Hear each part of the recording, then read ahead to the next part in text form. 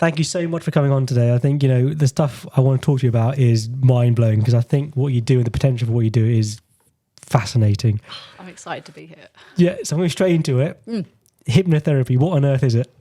As hypnotherapy is, there's lots of different kinds of hypnotherapy, but essentially all of them use talk therapy alongside a state of hypnosis for a particularly targeted response. So hypnotherapy traditionally is used for things like giving up smoking and weight loss. That's the two that it's been really strongly associated with. But in more recent times, there's a lot of research in working with pain, with PTSD, with phobias, OCD, anxiety, insomnia. The list is practically endless. So because a lot of people, in my mind, probably wrongly, and I know it's wrong, but I think a lot of people may be asking is, hypnotherapy we still kind of see as the man on stage was like the watch that goes dangling from the string. That is everybody's picture of it. That and Little Britain. They've got a lot to answer for, both of those things. Yeah. But they're a good starting point, because those people are under hypnosis, but it's just not in a therapeutic sense. You're using it for entertainment, because people that are in a state of hypnosis, their attention is focused differently. So they have different concepts, different ideas, different filters around what they'll do. I mean, don't get me wrong, the people that go on stage will be the people who volunteered for it. They'll be the ones who are most susceptible to that state of hypnosis, so you can get the most difference from a normal state of being. But it's still legitimately what they're doing. They're still under hypnosis. It's just not anything therapeutic. I don't, it's fascinating. Actually, in medical school, we had a week where we could choose kind of what we wanted to do, and I chose hypnotherapy. And I remember the class, the teacher made us all do some activities like, close your eyes, this and that, and then he picked on certain people. Exactly. And honestly, what he could do was amazing. Like, he was getting someone to lift their hand up, touch their face, he was saying it's all about suggestion, and it's only worked for people who are open to soft suggestions or peer pressure, as it were, in a group setting. Yes. That's hypnosis, right? Is that hypnotherapy? And what's the difference? Depends on what you're doing with it. So for hypnosis, you've got a subset of people, like 10 to 20%, who are very susceptible to hypnosis, who will go into the trance with the classic click of the finger, and then who'll come out of it, you're back in the room kind of thing. That's the top 10 to 20%. There's a bottom 10 to 20% who are less susceptible to hypnosis, who will be relaxed and slightly dissociated, but not completely checked out. Okay. And then everyone else is in the middle. So things like your arm is feeling very heavy, and you'll see people's arms will float up or float down as you give them that suggestion. That's the suggestible end of that market. People who are not so suggestible will be at the bottom end of it.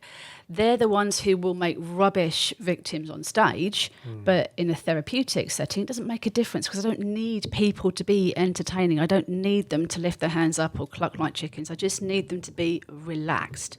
Everyone can do that. Interesting. So how does hypnotherapy actually work? Like, what is because I think recently, actually, in the NHS, is because of the smoking, you can refer for smoking. That's the only thing we can refer for. And IBS. That's the two things NHS does. I didn't know that. Yeah. Okay, so really interesting, because IBS is obviously another thing we don't have to treat. So we'll talk about that a bit later on. But when you're doing a session of hypnotherapy, what's your intention for the person to go through? Like, what are you trying to change? The neural connections? What's the kind of, I guess, the underpinning biology, if there is any, that you're trying to tap into? That's a long question. So there's lots of different types of hypnotherapy. So I practice what's called solution-focused hypnotherapy, which works a lot understanding the neuroscience behind that. So a lot of what I do in my sessions is educating people on what helps their brain to work at its best, what it needs to function, what happens when it goes a bit trigger happy and they end up being more anxious or more angry or more avoidant, and then how we get it back on track. So that's a lot of education. I start my session with that. But each of my sessions will start with quite a strict framework. Solution focus is really interesting in that way, because it combines psychotherapy and hypnosis at the end. So it's a really good version of hypnotherapy, because it's very structured, very positive, and works on educating people to get the most out of themselves. So yes, there is a level of making changes, and I like to explain to people why that happens, the underpinnings of the neuroplasticity, the mental and the neurobiological processes behind that, all the neurophysiology that changes as you go from a state of anxiety, a state of stress, to a state that is relaxed and calm and open and confident and safe, effectively. So say if I'm coming for a session of hypnotherapy, yes. I'm not expecting to pull out a clock and do that, right? I mean, so what can I expect? Okay, so the very first session with me would be an understanding of what are you looking to get out of this. Let's say you want to be less anxious or more confident, or you want to give up smoking, or you want to be able to cope with having an injection because you've got a needle phobia. So we'll set that goal that you might want to deal with. Then, as I said, there's a level of brain explanation where I say to you, this is how your brain works, this is what goes when it's going well, this is what happens when it's doing what you don't want it to do, this is how we're going to get it back on track. And that's that first introductory session. That's enough for people to take on board at that point. And then I send them home with my relaxation audio, which is effectively a hypnotic track to get them practice that state of hypnosis when they go to bed. When they come back, we spend the first part of the session celebrating what's gone well. Where have they put that into practice? What's been helpful? Reminding them of some of the educational stuff that we've talked about. And then setting them a little tiny goal that they're going to practice working towards to strengthen that process. And then finish with the section of trance at the end. It's really fascinating. I mean, because the reason I was really interested in getting you on is because I've actually had a few patients come and say, look, what do you think of hypnotherapy? I've been looking into it. Particularly these are patients around chronic disease. You mentioned IBS, but and not just IBS, I'm talking about people who've got, ME or fibromyalgia. Oh, huge, yeah. And these patients have all, almost all of them I've kind of felt for such a long time unvalidated, because they've maybe gone 2, 3, 4, 5 years plus waiting to get a diagnosis. Absolutely. So, and sometimes the risk or the concern they have is that, okay, if you're saying hypnotherapy is working, you're saying it's all in the mind, right? Yeah, but so I know you got an answer. Yeah, what would your response to that? Yeah, that's very difficult. And to say something is all in your mind is a very flippant dismissal of that person's pain and problems. So I would never say that. But if you take that concept and turn it round slightly, the fact that elements of your pain experience, our body's very perception, is controlled by your brain, that gives you a chance to manipulate it in a way that makes it better. So it's not saying it's imaginary, but it's saying that you have more influence over it than you think you have, because you can use your thoughts, your feelings, your behaviours, your knowledge about how you work to have an influence on that. Yeah, and I was telling you off camera a bit earlier, I had a rheumatologist on who was a specialist in kind of stuff and about the neurobiology, and there are actual changes that happen in the circuit. Yeah, absolutely.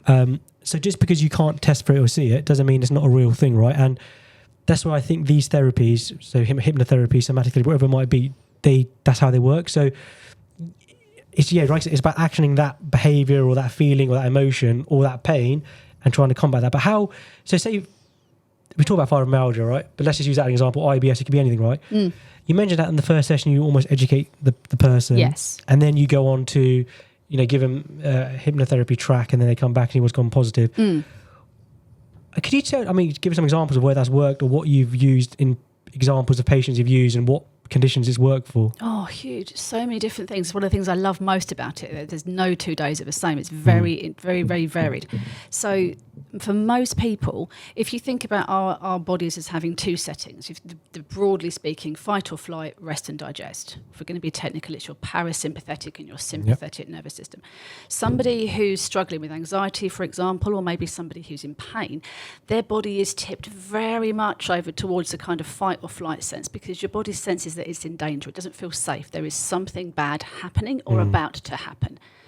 That changes the very chemical makeup that you have. We can talk about adrenaline, you can talk about cortisol. So to take that, your foot off the gas, if you like, and tip it more over to the rest and digest side, the parasympathetic, it's lowering that level of anxiety. So there are chemical changes. There are less inflammatory chemicals. There are less arousing chemicals like adrenaline and cortisol. But it's almost like teaching the person to flip from one to the other, because there are settings when that fight or flight thing is the right place to be, right? You're about to walk across the road in front of a bus. Being chilled and relaxed and going, oh, well, isn't the right state at that point. But equally, being very stressed and very anxious when you're trying to do something that requires concentration is counterproductive. So what we try and do with solution-focused hypnotherapy is give the person the tools to recognise both of those states and learn how to move from one to the other. So there's an element of resetting that balance, kind of unsticking that hinge, so you can go from one to the other effectively and in the right space, but also an element of education of how to stay that way. Alongside making lifestyle changes, life admin in some ways, so that you can stay that way. It's not just feeling relaxed in that half an hour you're with me, it's carrying on the ability to stay relaxed, calm, focused, in control for the rest of the week. So that may mean making environmental changes. It may mean taking changes to change your medication, your lifestyle, your romantic situation, your financial situation, your housing. It could be anything.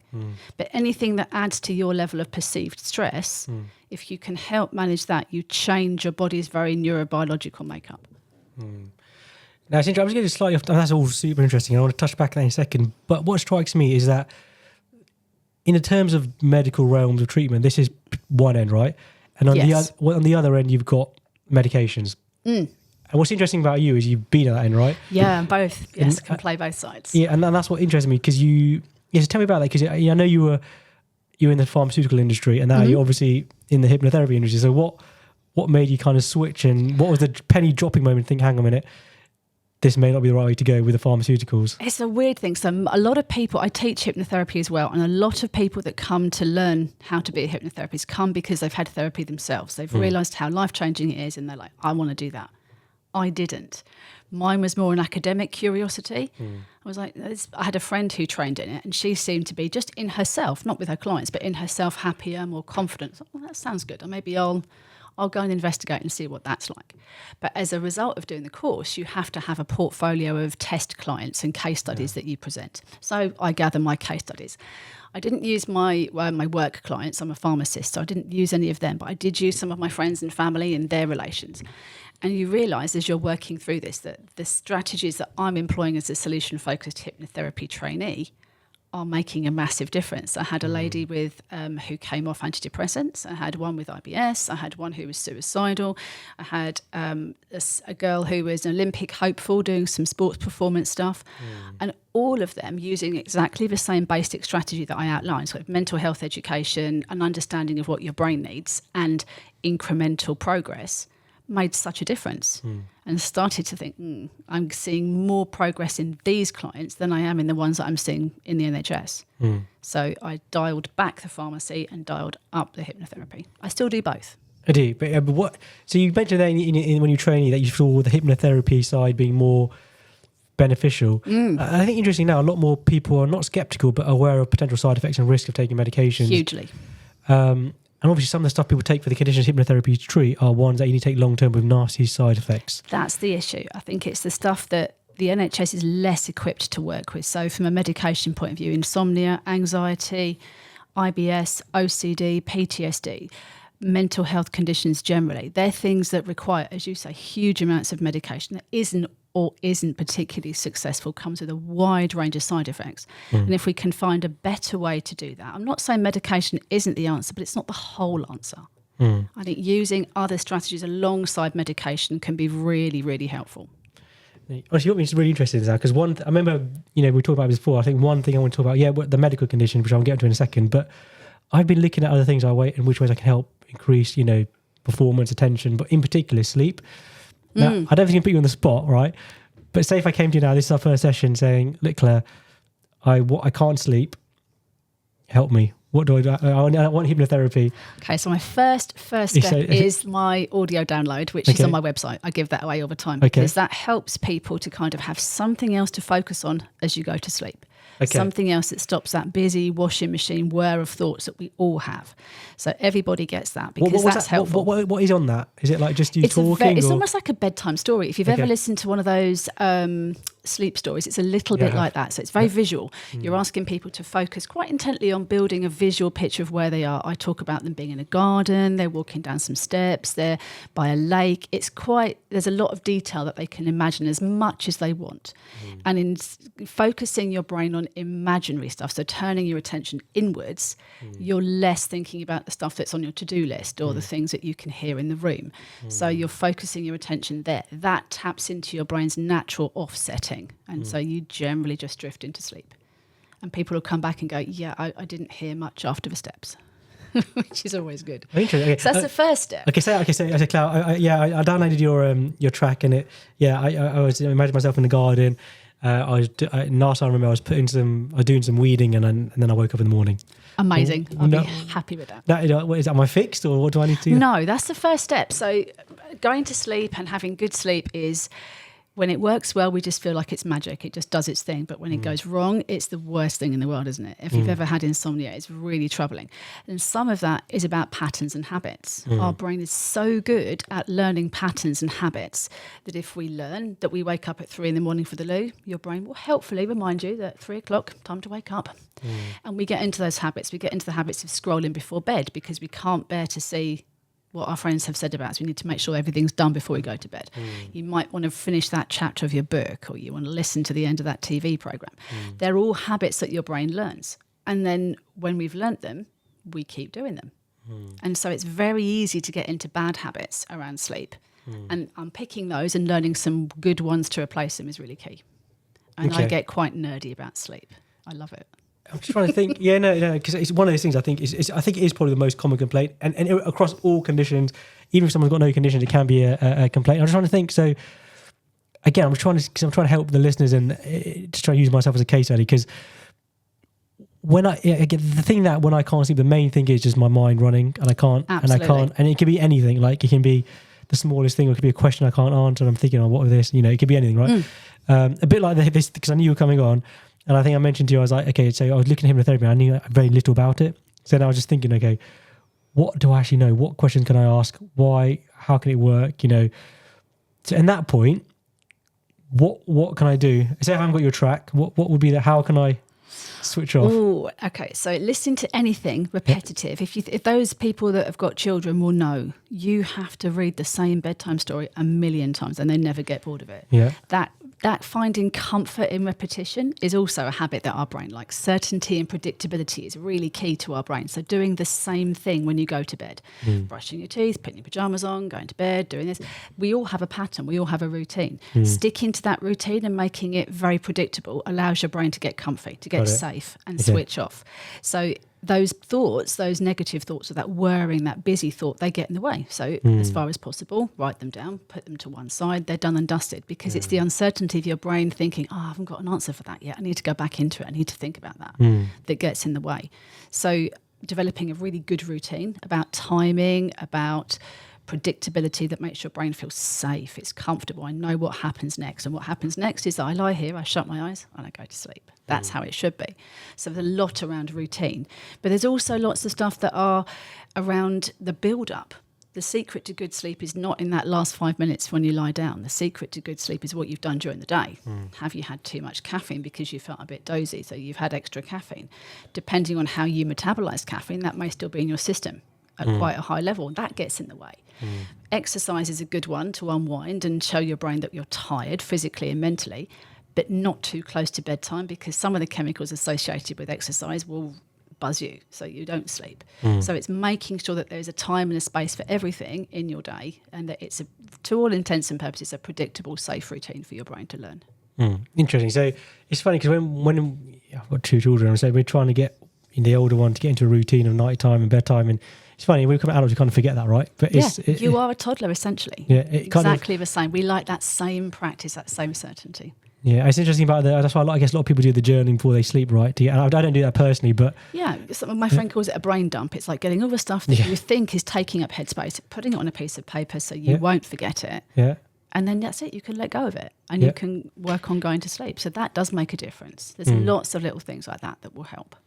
You mentioned earlier that you did your sessions are mixed between hypnotherapy and psychotherapy. Yes. So what's the difference and what are the elements of each, and how can it help people? Because I know they blend, I'm assuming they blend together nicely.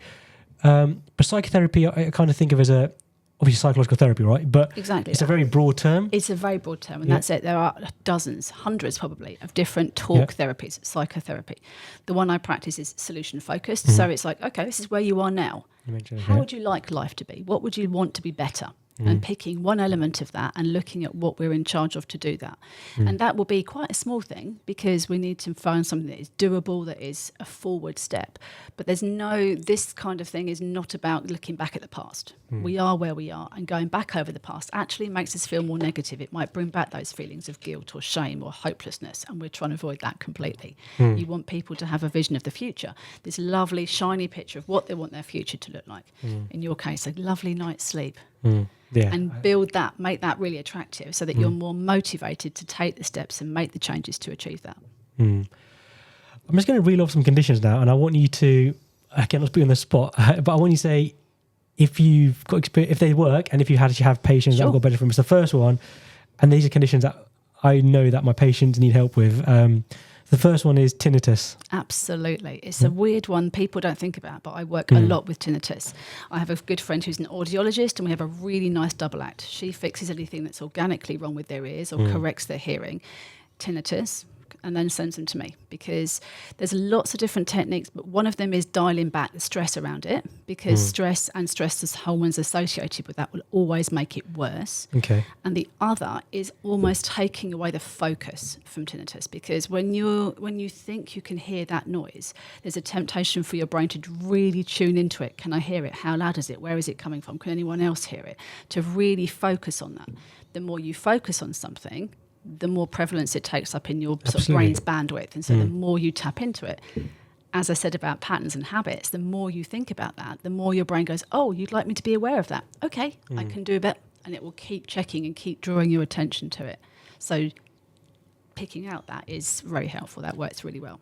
Interesting. And how long does that take? Because essentially what you're saying is you're training your mind to almost be aware, I'm guessing be aware of the noise, but somehow get distracted from it. One of my favourite cases recently was a guy who was, not to be too miserable about it, he was on the verge of suicide with this tinnitus. It was driving him mad. It's taking up every waking section. He'd retired and wanted to live with his wife and just do lovely things, and this was really getting in the way, and he was very distressed by it.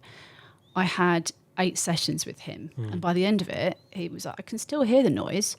It doesn't get in the way. And he was going to places where previously he couldn't cope with being, like being at a football match, being in a restaurant, being in a bar, being at a barbecue with friends outside where there were competing noises. And he got back being able to do that because he could separate out, okay, that's the noise, but I don't have to pay attention to it. It's just background. So wow, 8 sessions, that's it. Yeah. Wow, it's quite powerful. That works super well, but he did put a lot of effort into it, and that's part of it. You know, I see people for 1 hour a week. The other 167, they're on their own, so they have to put the work into. They have to practice the stuff that we talk about and make those changes and keep the habits that they've built up to make sure they stick. It's interesting because tinnitus is one that we still haven't solved. Lots of people ask about it. I guess the biggest barrier to people, and this is, I guess, a personal thing, is doing the homework. And yes, I guess the first thing is believing in it, and secondly is doing. They got an hour with you, but then, like you said, the other hours of the week they have to do.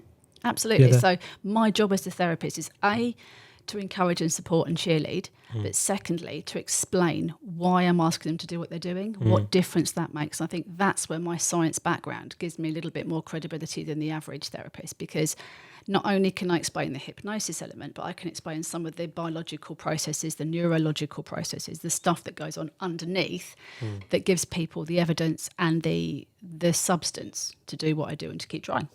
Interesting. Okay. Yeah, I can see the logic behind tinnitus, because you're essentially trying to block out, yes, a noise. Now, but you can do that with thoughts and lots of different techniques, like you mentioned. But now the other things, potentially some people may see as more of an organic potential problem. And you mentioned IBS earlier on the NHS. So have you personally seen it work, and how can it, again, what kind of techniques are used for IBS? Because that's very different to tinnitus, right? And it's quite similar in some senses, but. And that's the thing, when you come down to it, I use the same techniques for most of the things I work with, because what you're doing essentially is working with your control panel. You're working to kind of fine tune that and do what you want. So the essential framework of what I do is exactly the same. Obviously the explanations are different and the aims and the goals that people have is different. But with IBS, what you're trying to do is tip again your body from being in that state of fight or flight where you're panicking and into a state where your body feels calm, so that there isn't that rush to get rid of whatever is ailing you. Because this part of IBS is that your body makes the assumption that there is nothing organically wrong, it's a functional disorder. So it might be that it's a very basic process. If you eat something that's bad, your body wants to get rid of it. If we're running away from something, we want to jettison excess weight.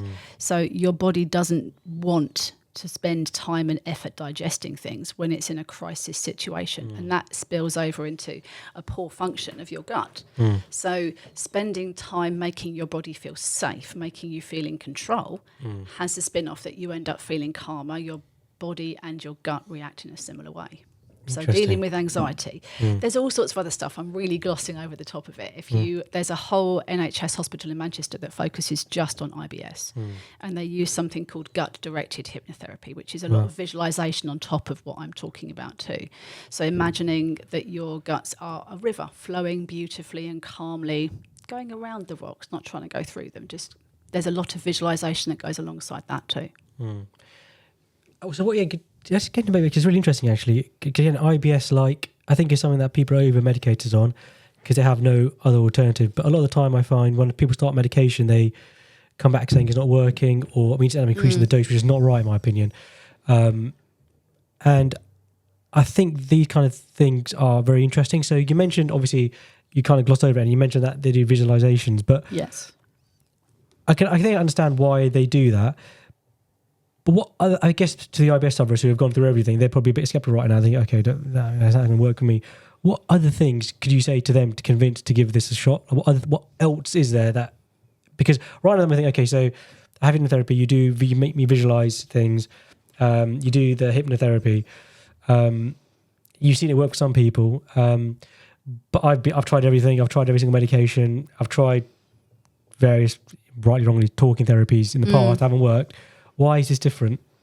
It's different because it's focused on how you need to function at your best. So this is, I keep coming back to it, but it's the same thing. It's solution focused, not problem focused.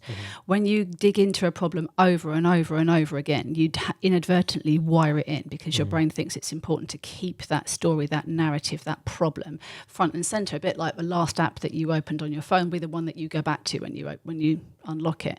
It's similar. Your brain will wire in that kind of negative story because, rightly or wrongly, that sense of danger and crisis is what it's focused on. Your body is trying to keep you safe. That's its only job. Your brain's job is to keep you safe. And so it will do that by all means necessary. So that fight or flight process is front and center if we feel unsafe. So in terms of trying to convince your body that you are safe, it'll be a lot of focused on the positives in life. What can you do as opposed to what aren't you doing?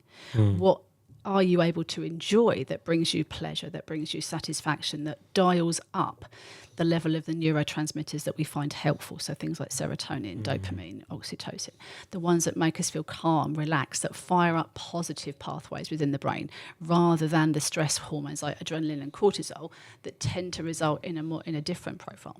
Now that goes really nicely onto the next set of conditions, which I think is potentially the biggest group of sufferers that I treat. I mean, there's lots of people, right? But I think in particular like fibromyalgia and ME. Yes. Now, we know that the nervous system is dysregulated, right? So it's like on a fight stage all the time. And there's various triggers for that. And lots of reasons why people are at risk. But there is biological changes we see in the nervous system. Absolutely. That, studies have shown this now. So, and it makes sense what you're saying to try and convince the body that you are safe. You don't need to be on fire mode all the time.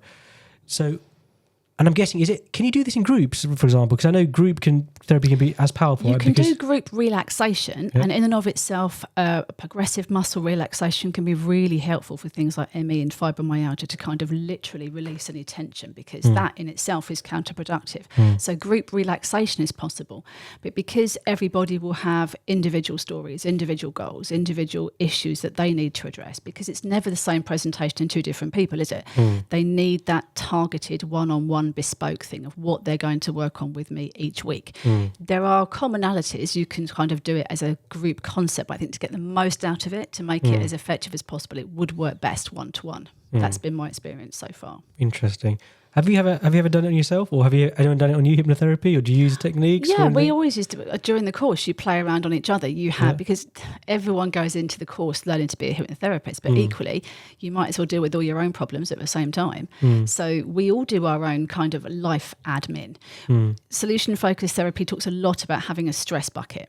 And into our stress bucket, we put all the stuff that is difficult for us. That could be, as we talked about earlier, potential traumas, bereavements, physical issues, sleep discrepancies, dependency stuff. All of that goes into the bucket. But the other stuff that goes into the bucket is our expectations. Life's going to be really difficult. I'm in pain. I'm going to find that hard. I'm in financial hardship. I'm never going to get out of it. All of those things add to our stress bucket. But also, retrospectively, we look back at things that we've already done.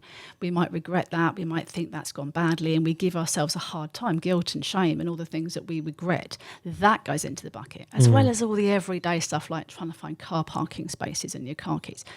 All of the stuff that goes into our stress bucket, the more that goes in there, the more your body responds in a negative way. That could be mentally, could be physically, and it could be emotionally and chemically. So all of that adds to our bucket. And that's where that individual bespoke process for the ME works best, because what's in your bucket is what's in your bucket, different to everybody else's.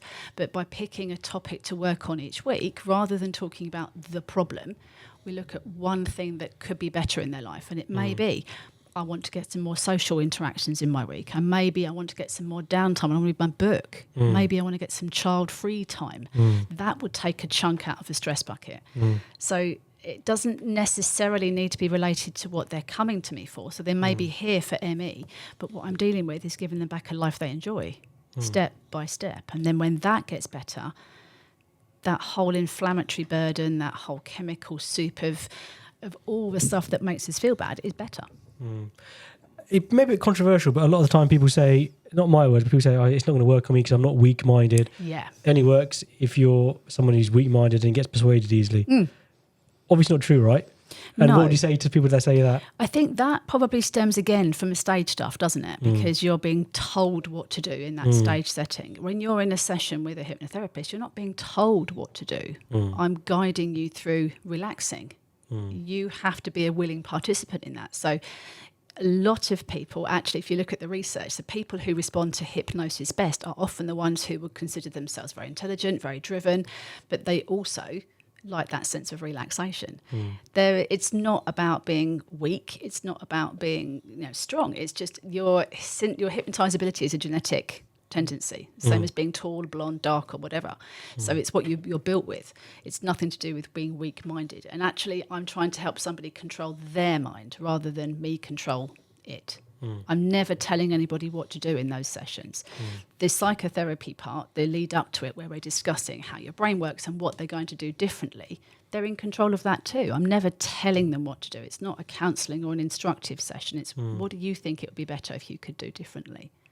And then the trance element is very banal. If you listen to the audio download, it's very visual, it's very generalist, so that you can interpret from that what you need to be thinking about in that week. It's very basic. It's not suggestive or directive. It's very gentle.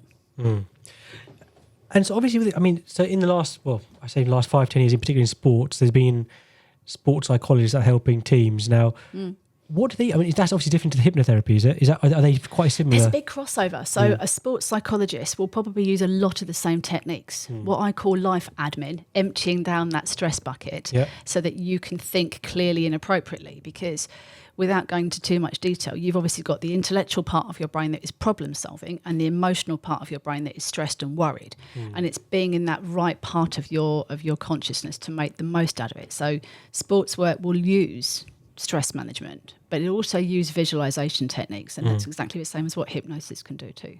And I suppose it's work people are interested in, like high performance CEOs. That I love it. Yeah, I've done stuff like that. Because they're obviously, everyone's stressed, but they're always looking for ways to improve. And I'm guessing a lot of that is around de-stressing, is it, or is it about? It's about all of it, isn't it? So it's about making your routine, your day-to-day life effective and productive, but also making it as useful as it can be to you. So stress management is part of it, because nobody that's stressed is functioning at their best. A level of stress is helpful to sharpen focus and kind of improve reaction times. All sports people will tell you that. But push that too far and we tip over into a sense where you're not under control. You only have to look at people like Suarez biting someone's ear to see that that's a step too far. But equally, you don't want to be too relaxed, because then you wouldn't be motivated and driven. So it's finding that sweet spot in the middle of how your brain functions to get that working for you. And visualizations of how you want that to be can be incredibly powerful. Interesting. And I guess, is there some cases where hypnotherapy doesn't work, or where it can be dangerous, or whether you can, as you touched on, overtreat someone? Like, is there something you wouldn't treat with hypnotherapy? Like the only red flag for me, the only absolute black flag is somebody who is actively psychotic, somebody who has already lost touch with reality and is not sure what is their own perceptions and what is reality.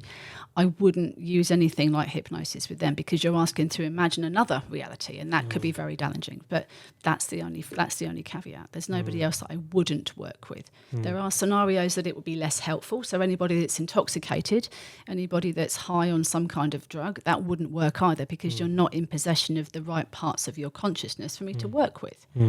But in terms of damage, no. That's why my insurance as a hypnotherapist is pitiful, because I don't do any damage. No, interesting. So, I think, how do you know how far someone because you mentioned that you can go too far the other way, right? And I guess logically, but whether it's true or not, you could potentially call someone to be living in almost a different reality if they go too far hypnosis, right? No, not really. You can't. No, it's like people think they can get stuck into a trance.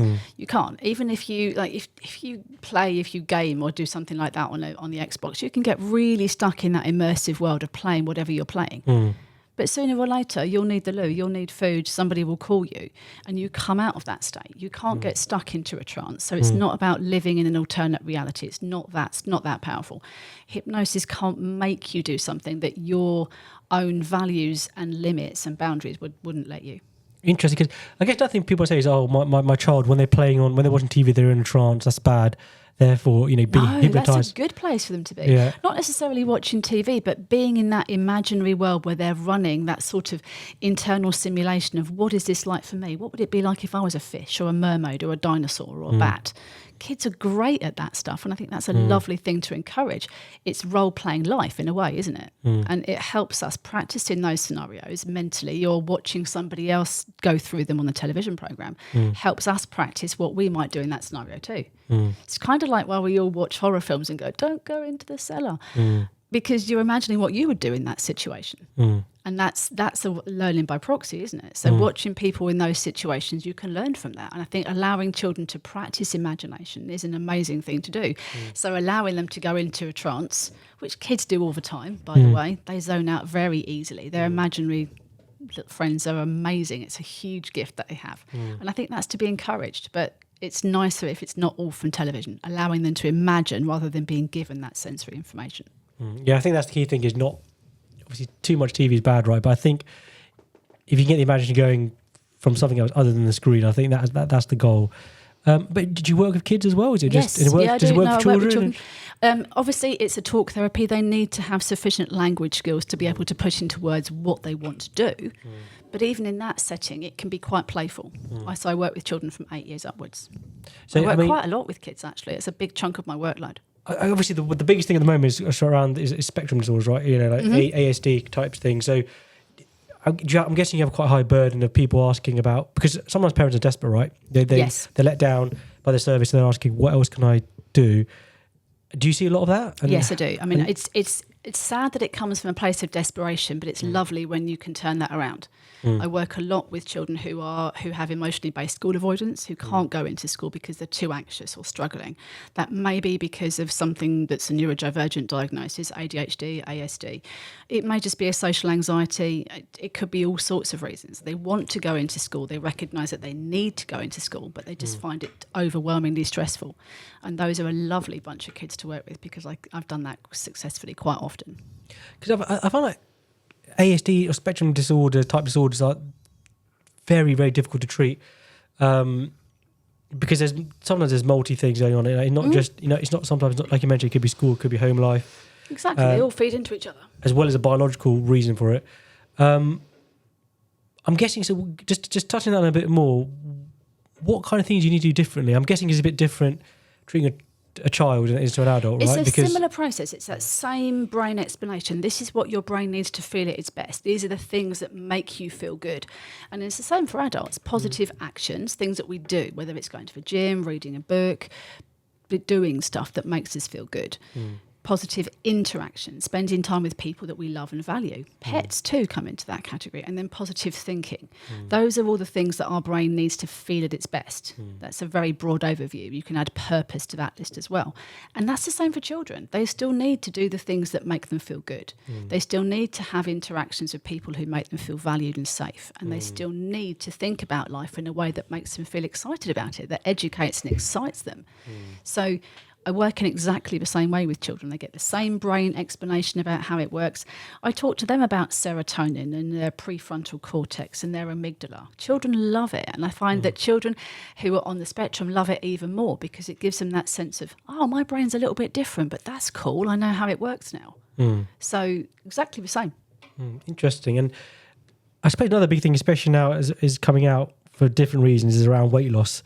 Obviously, pharmaceuticals that you can kind of buy relatively easily, and that's got its pros and cons. And one of the I'm talking about, things like Wegovy, Monjaro. So I think that stuff has got if there's loads more regulation needed. But the biggest issue I find with patients is that they, when they come off it, or there's no way of it needs to go with something else, like maintaining muscle mass, doing a routine exercise, and that's stuff that I can help with because. Yes, I was going to ask. Yes, so hypnotherapy. Yeah, definitely. So it's not a case of people often mistake hypnotherapy for you don't like pizza, you don't like crisps, and so people will stop eating those problem foods. But actually, what I do is different to that. We're all meant to eat when we're hungry and stop when we're full, and that system gets thrown off for various reasons. There's lots of different factors that come into that, from environmental to issues around UPF or people's habits, cultural concepts. So eating and food is a huge, huge deal. But with hypnotherapy, you can kind of support people to make the changes that they want. So I think you're right. I think Ozempic and Wegovy and Mounjaro are great tools, but much like antidepressants and painkillers, they're not the whole story.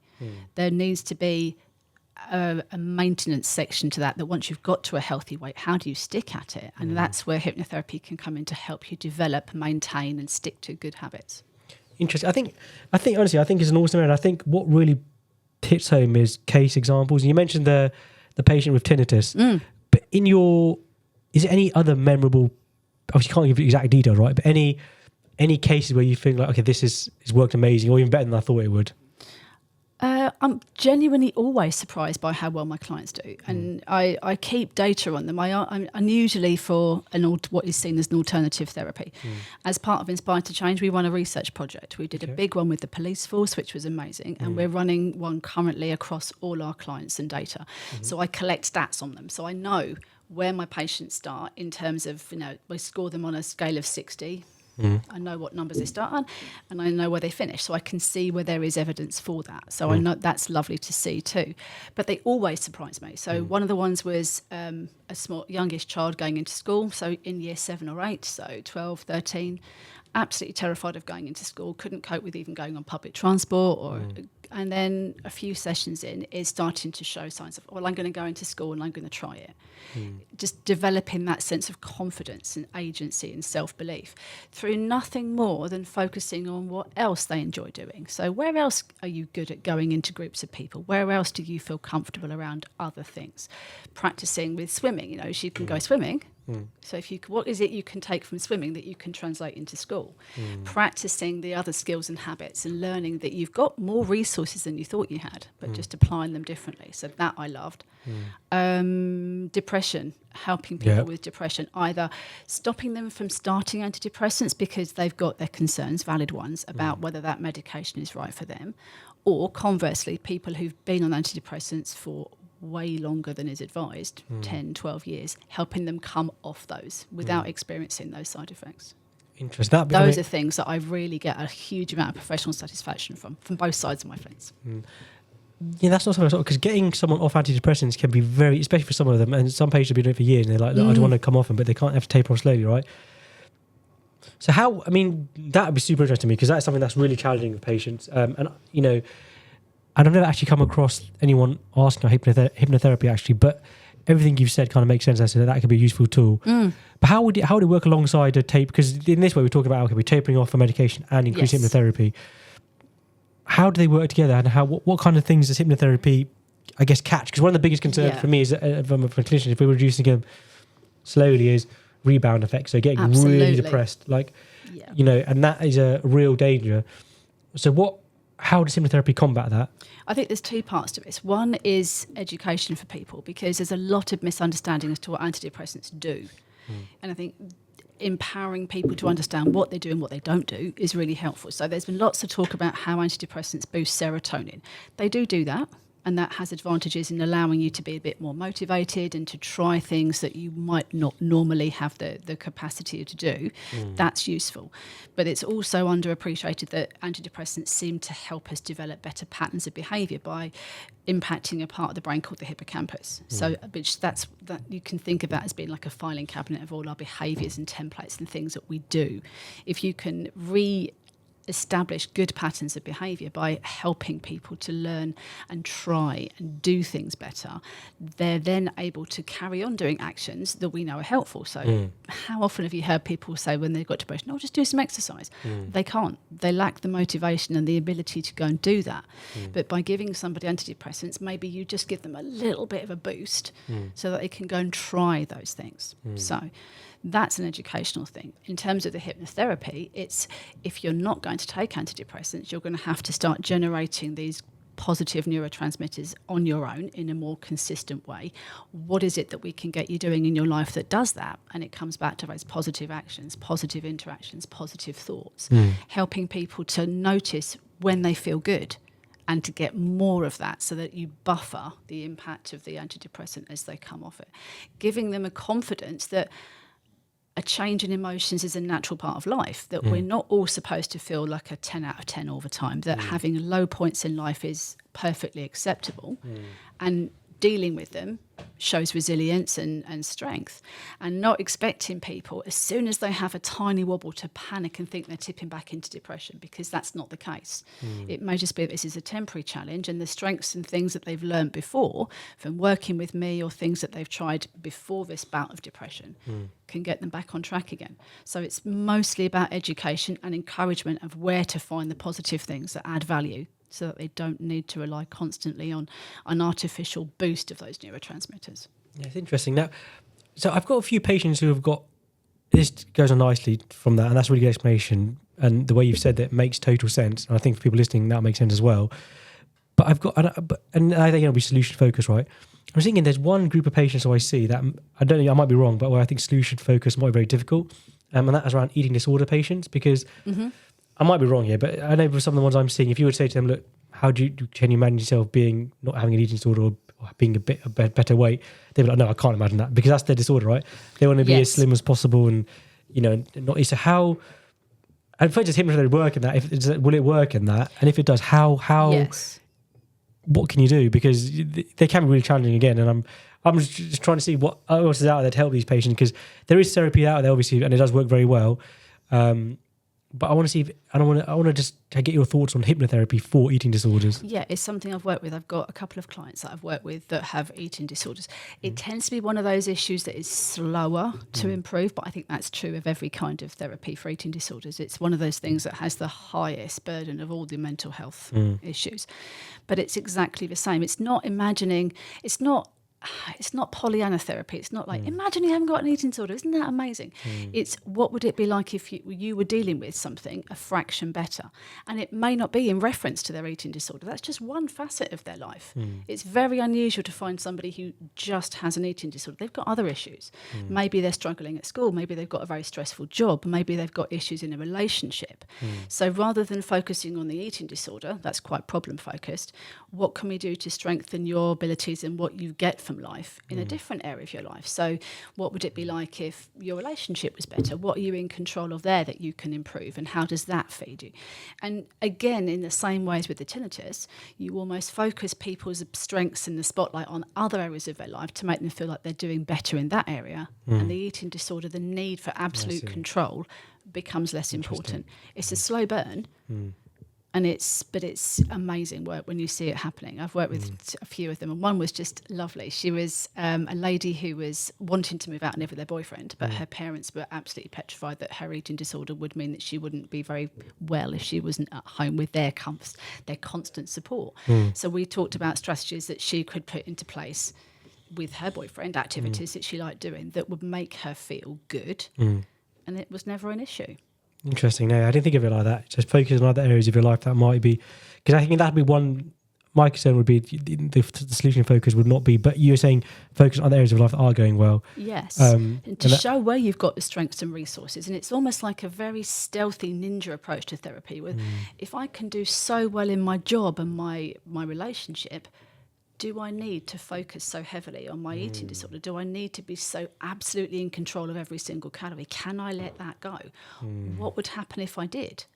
And it's that building a curiosity around needing control in every aspect. Same in OCD. There's a lot of parallels between eating disorders and OCD in the way that I work. It's building focus on something else that adds value, an area of your life where you are succeeding, where you are feeling really good, and that takes the place of something where you feel that you're struggling. That's really interesting. Self-hypnosis. Yes. So I think people listening to might think, okay, hypnosis is something that I want to try. I don't know. I can't necessarily I want to just see if it works on myself, or how can someone go about doing self? Is it just journaling, or is it more than that? And that's really bad way to say. No. But how do you self? All hypnosis is self-hypnosis, because I can't do hypnosis for you. If you were like, I don't want you to hypnotise me, then I can't do that. That's the only group of people that I can't work with. People who absolutely, no, you won't hypnotise me. Okay, you're not my target audience then. That's fine. All hypnosis is self-hypnosis. You have to be a willing participant in your ability to turn your attention away from the outside world and into your own head. So again, using the audio download that I've got online is self-hypnosis. If you lie there quietly, put your headphones on, listen to that, that's self-hypnosis. And if you get very good at that, people who practice it can put themselves in that calm, quiet space quite easily. I referred to hypnobirthing earlier. That's what we do with that. You teach people to be able to manage their own hypnosis without needing me there. I mean, let's just put that out there. I don't go to the birth with them. I teach them self-hypnosis so that they can do that for themselves. Yeah, it's really because I think, say, going back when I was a child, I think people were saying, oh, you're playing on the PlayStation too much. Don't do that. But now, especially people busy, they kind of use playing in the evening, playing on their console as like an escape. And now, and so that's kind of, I guess, a form of hypnosis, self-hypnosis, where you kind of, and that's basically making them really relaxed, almost escaping the reality almost, something that might be a bit better, or helping them, even if it's just helping them to relax, right? Exactly. So, and I think our views on that have changed, but they can be anything, right? You're saying, so it can be, getting in almost like a trance when you're jogging. Or jogging is a great example. I mean, I don't know about you. I don't jog, but I walk my dog a lot. And you have your best ideas then, because you're walking along. You don't need to concentrate on walking, because I've been doing it for quite a while. I don't need to think about that. So my mind is free to wander off, to have that kind of internal simulation. What's going on? How do I solve this problem? Most of that is subconscious, but every now and then, one of the ideas that pops up will filter through into your conscious, and you're like, that's what I need to do. That's what I'm going to write a book about. That's what I'm going to talk to. That's what I need to do with my business. Those ideas come from our subconscious, but eventually make it through to our conscious brain. And it's giving your brain the headspace to think about those without life getting in the way. Yeah, so I think that's the way I think about it. For me, it's like, maybe you can explain this, like, when you're kind of driving home, but you don't even remember the journey. You're like, I'll just go home somewhere. And for me, that's when I have the best ideas. Exactly that. But obviously, if there's a car's coming, you kind of step out of the trance. Okay, I need to, I'm going to have a crash. But most time, it's just, you just leave, and then you just get home, and you're like, okay, I don't remember the journey. It's just, so that's like a trance state as well, right? That's a brilliant trance state. And you hit upon something really useful, that trance is not the same as sleep, because no one's asleep when they're driving. Your brain is constantly watching for danger, so that if the car in front of you does brake, you'll pick up on that and you'll brake. But up until that point, you were quite happily contemplating your next move, thinking about that patient, thinking about that problem, until you come up with an answer. Same as in the shower, in the bath. You're not doing anything. You're allowing your brain to daydream. That's the key. And it's one of the things that we miss when we're constantly filling the gaps by using phones. Nobody gets bored anymore. And I think you need to be a little bit bored for your brain to have time to go, right, I've got 10 minutes between jobs. I'll turn my attention to my own to-do list and I'll sort that.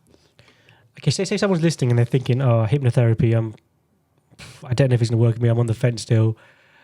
What would you say to them? So it could be for anything. It could be for sport performance, stress relief, eating disorder, anxiety.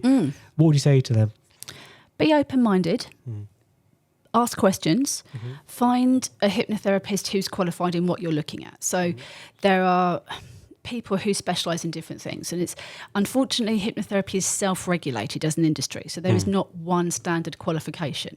Okay. But find somebody who is registered with a decent governing body, so that you know that they're following a decent code of ethics So and they're qualified. What would be, because I mean, what would be the body? Solution focused is only done through one training school. So if they're calling themselves a solution focused hypnotherapist, I know they've gone to the same school of training that I've gone to, which I'm part of, and I know is operating at a high ethical standard. We make sure that all of our students are adequately trained and know what they're doing. But also look for a governing body. So it could be the NCH, National Council for Hypnotherapy, it could be the Association for Solution Focused, it could be the Complementary Natural Healthcare Council. All of those take hypnotherapists and insist that they follow a course of maintaining their continuous professional development, being insured, having all those accreditations up to date. That's, for me, is really, really important. But also, just ask the right questions, because there are different kinds of hypnotherapy. And obviously what we've talked about is solution focused. That's what I'm trained in, and that's what I know there is evidence, anecdotal or my own, for all the things that we've discussed. Other more regressive hypnotherapy won't have that evidence, won't have that skill set. Interesting. Okay. And what, I guess one last thing I want to touch on is, what do you because there's a lot of misconceptions around hypnotherapy, and I hope this is kind of, alleviate some of them for most people. But what do you think are the, let's say, 3 biggest misconceptions that you want to address or tackle? Oh, that's a big one. Okay.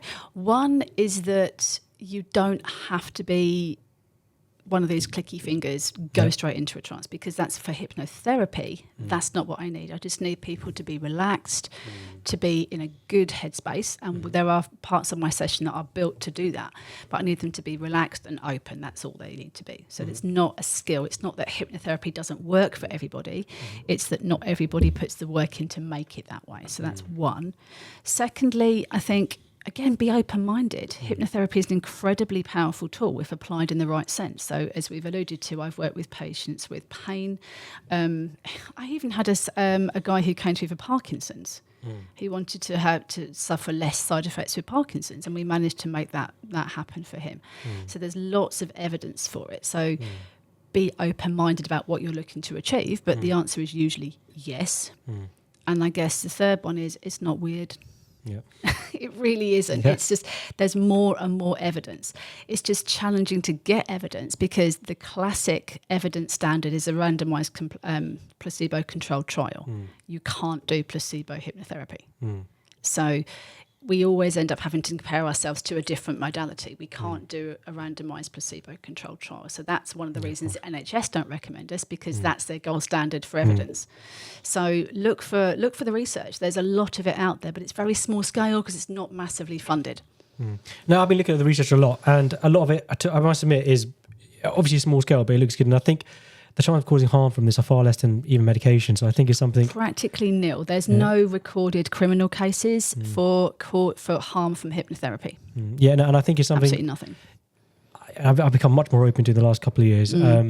Okay, let's say if someone wants to have a, where can people find you if they want to, have a session for you or? Yeah, so inspiredtochange.biz is my website, and you'll find me alongside all my Inspired to Change colleagues. We are scattered all over the place. There's a whole network of us, all trained in the same modality, all trained in the same way, to the same level, but with different interests.